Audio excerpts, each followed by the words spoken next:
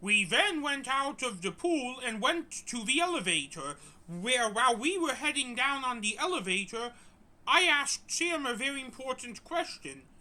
Should I tell Dad about what we were talking about in the hot tub? I said as I was unwrapping my candy cigar on the ride down. Only if he brings it up to you, said Sam. The elevator then pulled into the 7th floor landing and we exited and went to the door to Robbinsog. Before we knocked on the door, our dad opened it when we got there. Marcus, get dressed. You and I are going on a walk to and through the loop, my dad said to me in a way where I couldn't tell if he was angry or not. Sure thing, I said. I then went to my room and changed back into my normal clothes and put my red cloak on along with my cane,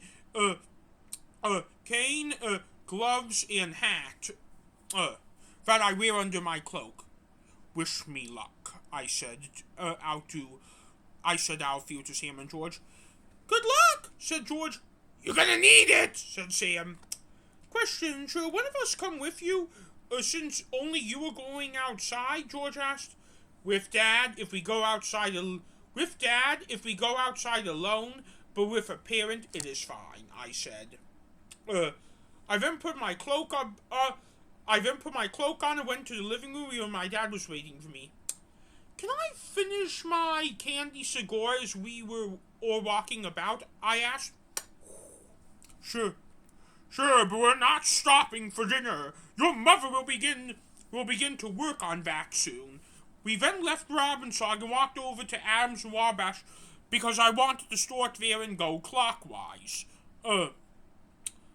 What happened? My dad asked as we began following the train under the train tracks.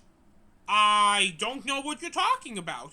Well, really, I did. I just want to make sure it was what I think it was, and to look cool before I began having a serious conversation. Between you and Mom? When? Early today, dumbass! Okay, yes, I know she was concerned about the changes in her character, but there have been character changes I've seen in her ever since George was born. I know, but you can't bring that up to her. Do you like those changes? No, I don't. Do you know what caused them? Yes. Will you tell me? No, and don't ever ask me ever again. If you don't like those changes, then why do you stay with Mom? I asked. Do you love Mom? Dad asked. I do. I will be honest, and with this Dr. Marcacius persona, I feel this way more and more. But I do love your mom more than I love you. Sam and George. And the thing is, I don't like these changes in her because I love her, and I want her to live a better life. Well, the part where you said you love her more than me hurts. No, that is how most marriages work. Does Mom love you? Does Mom love you more than she loves us? Yeah, for proof we sleep hugging each other at night. That is too much, but what was the main question you wanted me out here for?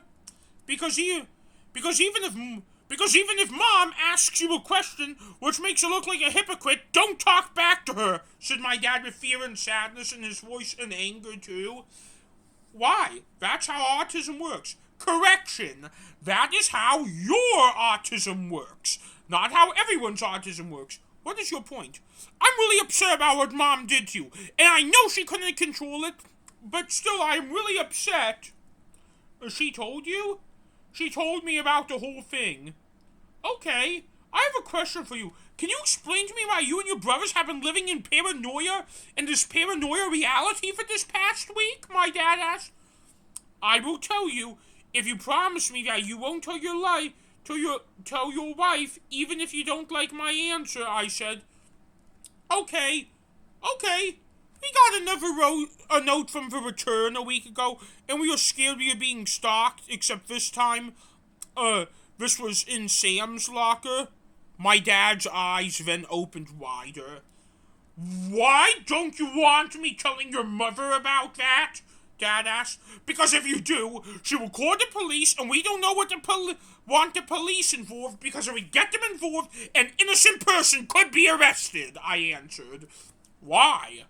We have never been threatened by the return. So? He or she could be trying to help us. So, you're still being stalked. At this point, I could tell my dad was going to tell Mom no matter what. Thankfully, I figured out a ransom. If you tell Mom, I will say the 4 words you dread the most, I warned as a ransom. What are those words? My dad asked. This is not. Then my dad covered my mouth. If you say those words, we're done with you, said my dad angrily. Then don't tell Mom. I'm not going to, and I promise that, but do note that you are a bully. Thanks. I will make a note of that. Walk the rest of the loop yourself. Right now I don't want to be around you, so I'm gonna ride back to Robbinsog at the next station. Whatever you do, just don't tell Mom I said. I won't! My dad screamed so loud that I canceled out the train traveling above us. Thank God Clark and Lake was right above us, because now I am glad he left after he screamed at me like that. It was about another half hour before I got back to Robbinsog. My guess was I was just passing State and Lake by the time he got there, though it was rush hour. When I entered, I went straight to a room, and Sam and George were in there.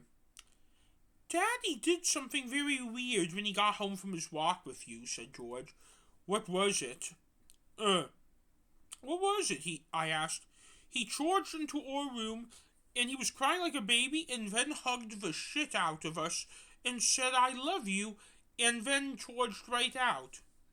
So how does that scare you? I asked. Well, we've never seen him cry like that, said Sam. I see. Can you tell us what happened? George asked. I ransomed him, and now he is mad at me, I said. What's a ransom? And how did you ransom him? George asked. He knows about to return. And I told him that if he told Mom that I will say the forbidden phrase, I said quietly.